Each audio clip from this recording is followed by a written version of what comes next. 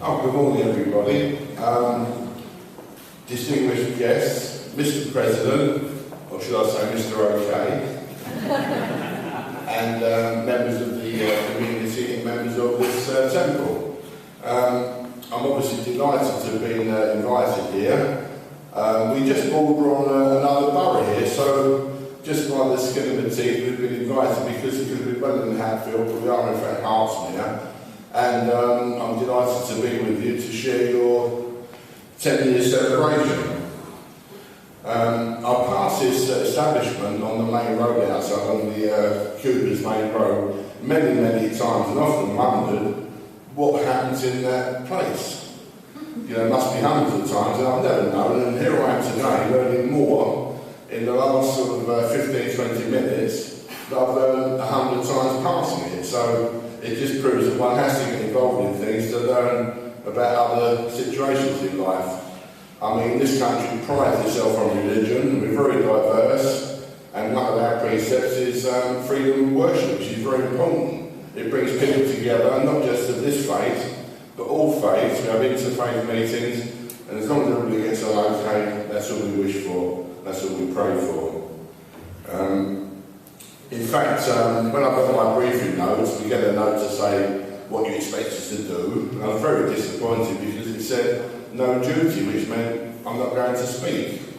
But thankfully, I was asked to speak earlier on, impromptu speech, which I sometimes prefer because when one prepares a speech, one becomes more nervous preparing it than actually doing it off the cuff, which actually should come from the heart, which it does, as you all know. I'm sure most of you know. I'm pleased to follow in the distinguished footsteps of the Archbishop and His Royal Highness the Prince of Wales, who I know was here before.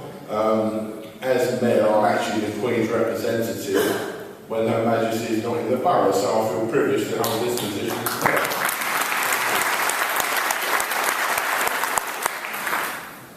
You have 26,000 members in the UK, which is great. And you've been going for 10 years. I mean, I've been sitting here looking up at this ceiling thinking, how on earth does it stay up without steel? It's incredible, isn't it? I mean, you look at that big structure there. Example, where they're going to take you. This is normal. Oh, this is normal. I'm sorry. I just assumed this was the temple, so we get to see further delight. Yes. Wonderful, wonderful. See, there are two buildings. Yes. Very lovely. That's brilliant. Well, this is still okay, we're going to set this, but I look forward to seeing the temple where there is no steel. It makes one wonder how it stays up, but I'm sure the architects were sort of well informed and well briefed and well educated. Thank goodness for that. I was also going to say that the famous St Paul's Cathedral, there's the tomb of the gentleman who actually built it inside in the crypt in the basement. Sir Christopher Wren, as you probably know, and it's got the inscription, which is wonderful, which says, if you want to see my memorial, look around you.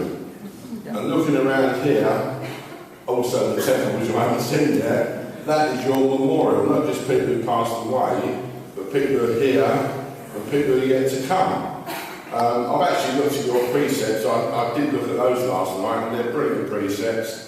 They're what everybody should do in their everyday life, and there's nothing wrong with that, you know. I mean, my faith has the Ten Commandments, you have yours, but they're all interlinked, aren't they? There's not a great deal of difference, really.